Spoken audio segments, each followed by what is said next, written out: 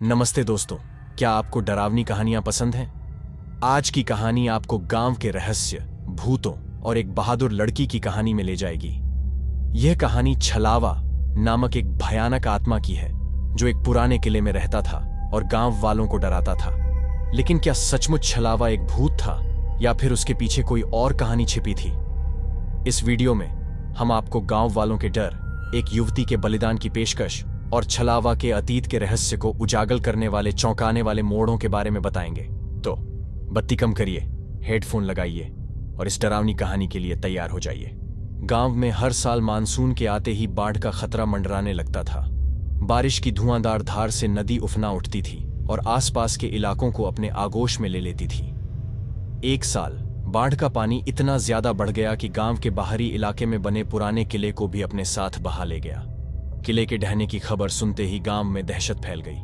बुजुर्ग लोग कहने लगे कि किले के साथ ही छलावा भी नदी में समा गया है। छलावा एक भयानक आत्मा था जो किले के खंडहरों में रहता था और रात के अंधेरे में इधर उधर भटकता था। माना जाता था कि छलावा किसी को भी बहलाकर किले के अंदर ले जा सकता था, जहां से फिर कभी कोई वापस नहीं आता था। कुछ समय बाद बारिश कम हुई और नदी का पानी धीरे धीरे घटने लगा। गांव वाले धीरे धीरे अपने खेतों और घरों को संवारने में लग गए। लेकिन कुछ ही दिनों बाद गांव में अजीब घटनाएं होने लगीं। हर रात गांव के अलग अलग हिस्सों से चीखने चिल्लाने की आवाजें आती। सुबह होने पर गांव वाले उस जगह पर जाते जहां से आवाजें आई थीं, लेकिन उन्हें वहां कुछ भी नहीं मिलता था। गांव में दहशत फिर से फैल गई। बुजुर्गों का कहना था कि छलावा नदी में नहीं बल्कि कहीं छिप कर रह रहा है और रातों को लोगों को तंग कर रहा है। उनकी बातों को सुनकर गांव वाले डर के मारे रात में अपने घरों से बाहर निकलने में भी कतराने लगे। एक रात मैं भी उन चीखों से नींद से जाग उठा। मैं डर के मारे कांप रहा था, लेकिन यह जानने के लिए उत्सुक था कि आखिर हो क्या रहा है। मैंने चुपके से खिड़की खोली और बाहर झांका। बाहर सड़क के बीचों बीच एक लंबा काला साया खड़ा था। उसकी आंखों से लाल रोशनी निकल रही थी और उसकी हंसी मानो पूरे गांव में गूंज रही थी। वही था छलावा। मैं डर के मारे चीखने ही जा रहा था कि तभी मुझे दादी का दिया हुआ ताबीज याद आया। मैंने जल्दी से ताबीज निकाला और उसे खिड़की से बाहर लहरा दिया। जैसे ही ताबीज की रोशनी छलावा पर पड़ी, वह चीख उठा और काले धुएं की तरह हवा में गायब हो गया। मैं थक कर बिस्तर पर गिर पड़ा। मेरा पूरा शरीर पसीने से तर था। सुबह होने पर मैंने गांव वालों को रात में देखे गए भयानक साये के बारे में बताया। उन्होंने मेरी बात सुनी और फिर निराश होकर सिर हिला दिया। हम जानते थे कि छलावा वापस आ जाएगा, उनमें से एक ने कहा, लेकिन ताबीज की वजह से तुम सुरक्षित हो। हालांकि छलावा के जाने से गांव में शांति नहीं लौटी। हर कुछ दिनों बाद गांव में कहीं न कहीं से चीखने की आवाजें आती रहती थीं। छलावा भले ही नदी में नहीं गया था, लेकिन वह कहीं छिपकर इंतजार कर रहा था अपने अगले शिकार का। गांव वाले अब भी डर में जी रहे हैं, हर रात सोचते हुए कि कब छलावा उनके दरवाजे पर दस्तक देगा। ये कहानी खत्म हो जाती है, लेकिन छलावा का खतरा हमेशा बना रहता है, एक भयानक इंतजार की तरह जो गांव को अपने आगोश में लेने के लिए तैयार है। गांव के बुजुर्गों ने छलावा को रोकने का उपाय ढूंढना शुरू कर दिया। उन्होंने प्राचीन ग्रंथों का अध्ययन किया, पुराने तांत्रिकों से सलाह ली और अंततः उन्हें एक रास्ता मिला।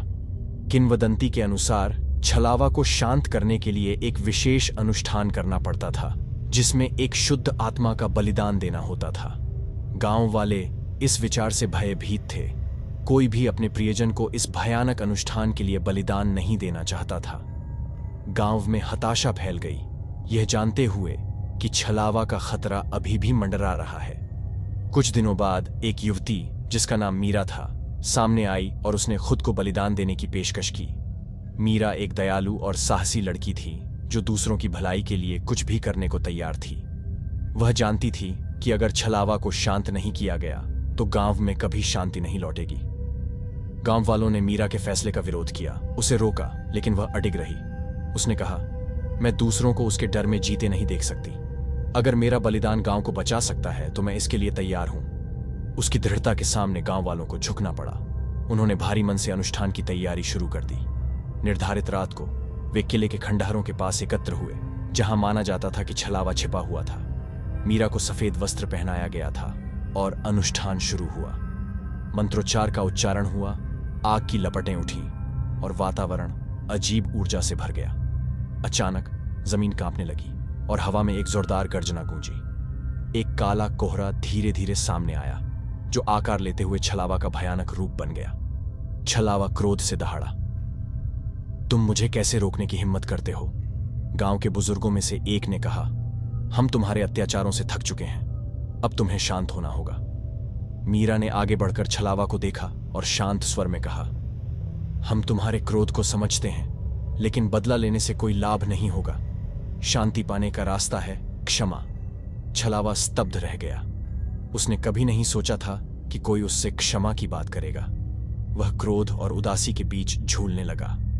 मीरा ने धीरे से कहा, तुम्हारे दुख का कारण जो भी हो उसे जाने दो। गांव वालों को शांति से रहने दो। कुछ पल की खामोशी के बाद छलावा ने धीरे धीरे अपना भयानक रूप खो दिया।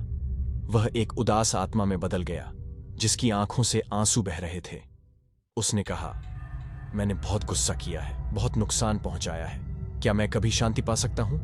मीरा ने कहा, हर किसी को क्षमा पाने का मौका मिलता है। अगर तुम पश्चाताप करते हो और आगे किसी को नुकसान नहीं पहुंचाने का वादा करते हो तो तुम्हें भी शांति मिल सकती है। छलावा ने सिर हिला दिया और कहा, मैं वादा करता हूं, मैं गांव वालों को कभी परेशान नहीं करूंगा। अब मुझे शांति चाहिए। उसके वादे के साथ ही एक चमकदार रोशनी पूरे क्षेत्र में फैल गई। जब रोशनी कम हुई तो वहां छलावा नहीं था, केवल एक शांत हवा बह रही थी। मीरा की बलिदान की आवश्यकता नहीं पड़ी, लेकिन उसकी बहादुरी ने छलावा को बदल दिया था। गांव में एक बार फिर शांति लौट आई। हालांकि छलावा के जाने की कहानी पूरे क्षेत्र में फैल गई। आसपास के गांवों के लोग भी अब छलावा की कहानी सुनकर गांव आने लगे। कुछ समय बाद एक दूर के गांव से एक बुजुर्ग तांत्रिक गांव आया। उसने गांव वालों को बताया कि छलावा एक राजकुमार था, जिसे एक शक्तिशाली जादूगर ने धोखा देकर किले में कैद कर दिया था। जादूगर की मृत्यु के बाद भी छलावा किले में ही फंसा रहा, क्रोध और बदले की आग में जलता हुआ। तांत्रिक ने गांव वालों को सलाह दी कि वे किले के खंडहरों की खुदाई करें। शायद उन्हें राजकुमार को मुक्त करने का कोई रास्ता मिल जाए। गांव वाले सहमत हो गए और खुदाई का काम शुरू हुआ। हफ्तों की मेहनत के बाद खुदाई करने वालों को एक गुप्त कक्ष मिला। कक्ष के अंदर उन्हें एक ताबूत मिला, जिस पर राजकुमार का नाम लिखा हुआ था। तांत्रिक ने बताया कि ताबूत को मंदिर ले जाया जाए और वहां विशेष पूजा की जाए। गांव वाले ताबूत को लेकर मंदिर गए और पूजा की। पूजा के दौरान मंदिर में एक चमकदार रोशनी फैल गई।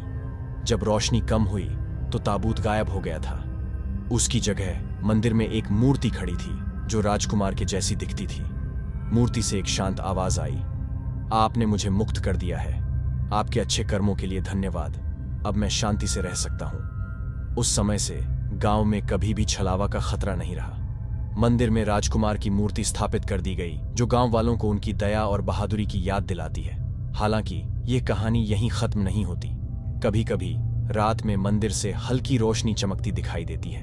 कुछ लोग कहते हैं कि यह राजकुमार की आत्मा है, जो शांति से सो रही है, गांव वालों के प्रति आभार व्यक्त कर रही है। और शायद यह सच भी हो सकता है। छलावा की क्रोध भरी कहानी अब शांति की कहानी में बदल गई है, ये याद दिलाते हुए कि क्षमा और दया ही असली शक्ति है, जो किसी भी अंधकार को दूर कर सकती है। कई साल बीत गए, गांव में शांति छाई रही और छलावा की कहानी एक अतीत की कहानी बनकर रह गई। लेकिन किंवदंतियां कभी मर नहीं पाती। उनकी जड़ें इतिहास की मिट्टी में गहराई से ढंसी रहती हैं। एक रात एक तेज आंधी आई। बारिश की धार इतनी तेज थी कि ऐसा लग रहा था मानो धरती खोखली हो गई है। अगले दिन जब आंधी थमी तो गांव वालों को एक नया डर जकड़ने लगा। किले के खंडहर गायब हो चुके थे। उनकी जगह एक गहरी खाई थी, जो रातों रात खुदी हुई लगती थी। बुजुर्गों का कहना था कि शायद छलावा वापस आ गया है। कुछ लोगों ने कहा कि राजकुमार की आत्मा क्रोधित हो गई है, क्योंकि गांव वालों ने उसका असली मकबरा नहीं ढूंढा। गांव में फिर से अफवाहें फैल गईं और डर का साया छा गया। कुछ दिनों बाद गांव के पास के जंगल से अजीब आवाजें आने लगीं। कभी जानवरों के दहाड़ने की, कभी चीखने चिल्लाने की। कई ग्रामीण जंगल की ओर गए, लेकिन उन्हें कुछ भी नहीं मिला। एक रात जंगल से निकलकर एक भयानक प्राणी गांव में घुस आया और आधा इंसान जैसा दिखता था। उसकी आंखों से आग निकल रही थी और उसकी आवाज गड़गड़ाहट करती थी। गांव वालों ने उसे पहचान लिया। वह नागराज था। किंवदंती के अनुसार नागराज छलावा का रक्षक था, जो उसे किसी भी खतरे से बचाता था। अब जब छलावा वापस आ गया था तो उसका रक्षक भी आ गया था। गांव में हाहाकार मच गया। लोग अपने घरों में छिप गए, बच्चों को सीने से लगा लिया। नागराज ने गांव में आग लगा दी और कई घरों को जला दिया। उसी समय मंदिर से एक चमकती रोशनी निकली। रोशनी धीरे धीरे नागराज की तरफ बढ़ी और उसे घेर लिया। कुछ देर बाद रोशनी कम हुई और नागराज गायब हो गया। उसकी जगह मंदिर के बाहर राजकुमार की मूर्ति खड़ी थी, जो अब जीवंत हो गई थी। राजकुमार ने कहा, नागराज, तुम मेरी रक्षा के लिए नहीं बल्कि मेरा बदला लेने के लिए आए हो। यह तुम्हारा रास्ता नहीं है। नागराज ने जवाब दिया, तुम कितने भोले हो राजकुमार। तुम्हें धोखा दिया गया, कैद किया गया और अब भी तुम क्षमा की बात करते हो। क्षमा ही असली शक्ति है, राजकुमार ने दृढ़ता से कहा। बदला केवल अंधकार को जन्म देता है। शायद एक दिन तुम भी इसे समझोगे। कुछ देर की चुप्पी के बाद नागराज ने सिर झुकाया और कहा, शायद तुम सही हो राजकुमार। मैं तुम्हारे ज्ञान का सम्मान करता हूं। यह कहते हुए नागराज धीरे धीरे जंगल की ओर वापस चला गया। राजकुमार ने मंदिर की ओर रुख किया और वापस मूर्ति में परिवर्तित हो गया। गांव वालों ने राजकुमार के लौटने का जश्न मनाया। उन्होंने जले हुए घरों को फिर से बनाने में मदद की और धीरे धीरे गांव में शांति वापस लौट आई। हालांकि यह कहानी यहीं खत्म नहीं होती। अब गांव वालों को पता है कि छलावा और नागराज की कहानी अधूरी है। उनके दिलों में यही सवाल है, क्या छलावा वाकई वापस आया था या फिर यह किसी नई बुराई की शुरुआत है? वर्षों बीत गए, गांव में शांति छाई रही, लेकिन छलावा और नागराज की छाया गांव वालों के मन से मिट नहीं पाई। हर आंधी में, हर अजीब आवाज में उन्हें उनका भय दिखाई देता था। फिर एक दिन एक यात्री गांव आया। वह एक पुराने भटकते हुए विद्वान था, जिसने गांव की कहानियां सुनी और उस गायब हुए किले के खंडहरों के बारे में पूछा। गांव वालों ने उसे बताया कि कैसे किले को छलावा का निवास माना जाता था और कैसे एक आंधी के बाद वह गायब हो गया था। उसकी जगह एक गहरी खाई बन गई थी। विद्वान ने उनकी बात ध्यान से सुनी और फिर उन्हें बताया कि किले का गायब होना कोई अलौकिक घटना नहीं थी। उसने बताया कि प्राचीन काल में भूकंप अक्सर आते थे और ऐसा ही एक भूकंप ने किले को जमीन के नीचे दबा दिया होगा, जिससे वह गायब हो गया और खाई बन गई। गांव वाले उसकी बात सुनकर हैरान रह गए। वे इतने सालों से अलौकिक शक्तियों में विश्वास करते आए थे, यह जानकर उनके मन में एक राहत का भाव भी था। विद्वान ने उन्हें समझाया कि डर अज्ञानता से पैदा होता है और ज्ञान प्राप्त करने से ही वास्तविक शांति मिलती है।